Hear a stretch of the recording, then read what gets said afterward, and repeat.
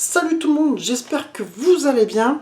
Aujourd'hui une petite vidéo spontanée, ce ne sera pas un test, mais pour parler d'un remaster qui est Tony Hawk Pro Skater 1 et 2 sur PS4. Et en même temps je remercie Jimmy, si tu regardes ma vidéo, c'est un de mes petits élèves qui me l'a prêté en fait, en parlant avec lui, en disant ah moi Tony Hawk etc. Il me dit mais moi je l'ai sur PS4. Et donc je lui demande, je lui dis ah, qu'est-ce que t'en penses? Il me dit si tu veux je te le prête. Et ben je dis à lui banco, on y va. Et ben on en parle tout de suite après le générique.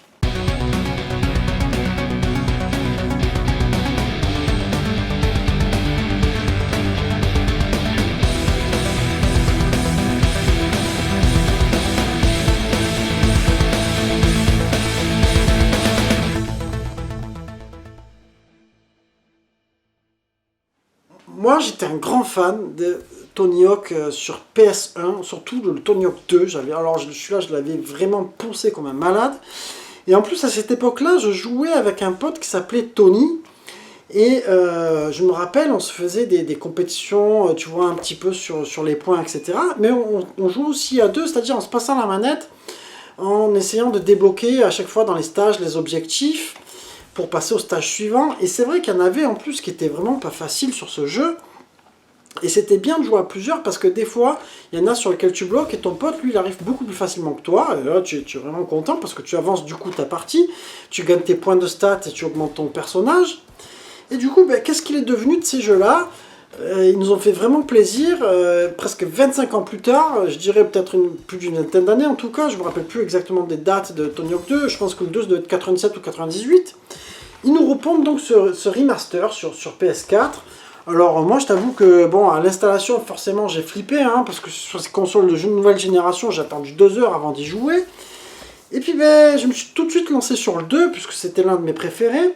Et je t'avoue que ça a été une agréable surprise. Je trouve que graphiquement c'est vraiment beau, ça a été très fidèle, c'est vraiment le même jeu qui a été remasterisé. Alors c'est vrai qu'on a beaucoup de remasters ces derniers temps, mais c'est pas forcément des remasters de PS1, tu vois. Là on vient vraiment de la première génération de Play à presque la dernière. Et moi j'ai trouvé ça très très sympa. La maniabilité, tu retrouves le même délire, le même gameplay très sympathique. Alors moi je rejoue en plus avec la croix multidirectionnelle comme sur la PS1 à l'époque, tu vois. Moi je me régale vraiment. Des niveaux... c'est le même jeu, enfin, ils ont juste remodelé un peu, on va dire même les menus, etc. Mais tu retrouves le même délire, le même système de points, les mêmes niveaux qui ont été refaits. Il y a juste un truc où j'ai l'impression que c'est plus exactement la même chose. J'ai l'impression que la musique, il y a des morceaux qui n'étaient pas dans celui-là. Je pense qu'il devait y avoir des histoires de droit. Dites-moi si je me trompe ou pas, mais j'ai l'impression qu'au niveau musique, tu retrouves quelques morceaux communs, mais il y en a d'autres que tu retrouves plus. Sinon, que dire, c'est vraiment génial. Moi, je trouve ça super bien refait. Plutôt que des fois, c'est vrai, c'est mieux que de te repondre à chaque fois des Tony Hawk. Finalement, ils en ont fait un paquet après ça. Moi, je m'étais arrêté vraiment sur le 4 après. Le 3, j'avais trouvé ça moyen. Et puis les épisodes suivants, j'avais trouvé ça un petit peu... Je retrouvais pas le même délire, tu vois, le même gameplay. Là, c'est quelque chose de vraiment génial que je vous recommande. Alors, je sais plus quel prix il fait, je pense qu'il doit faire vers les 40 balles, je suis pas au courant. Mais ça vaut vraiment le détour. Si vous avez aimé, je pense qu'après, il y a la nostalgie qui y fait. Mais ça vaut le détour. Moi, je trouve que c'est vraiment génial. C'était une super idée qu'ils ont fait de reproposer ce jeu-là. Tu vois, moi qui aime pas trop la next-gen, et ben là, c'est quelque chose qui m'a fait rallumer ma Play 4. Moi, je dirais que du coup, j'ai passé à peu près 3 heures. J'ai fait le premier niveau qui était dans le hangar, là, avec l'hélicoptère. Après, j'ai fait le deuxième niveau, c'était New York City, je sais plus. Et il y a un autre niveau, je crois, après j'ai refait Marseille. Alors ça avec quel plaisir, ils ont refait le bol de Marseille. Alors là, par rapport au 1, ils ont apporté un petit peu plus de choses. Dans le 1, il me semble que c'était un peu plus vide. Tu vois, ils en ont profité en même temps pour mettre plus d'éléments. Mais franchement, c'est vraiment génial, tu vois. C'est vraiment un jeu que je vous recommande. Enfin voilà, c'était une petite vidéo spontanée, je t'avoue, je l'ai faite comme ça, après avoir joué, je me suis dit, il faut vraiment que j'en parle.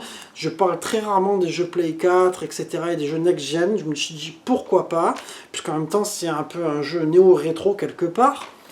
Et je vais vous laisser quelques images en plein écran pour vous montrer tout ça. Et puis, en attendant, je vous embrasse tous et je vous dis à très bientôt les amis. Ciao, ciao.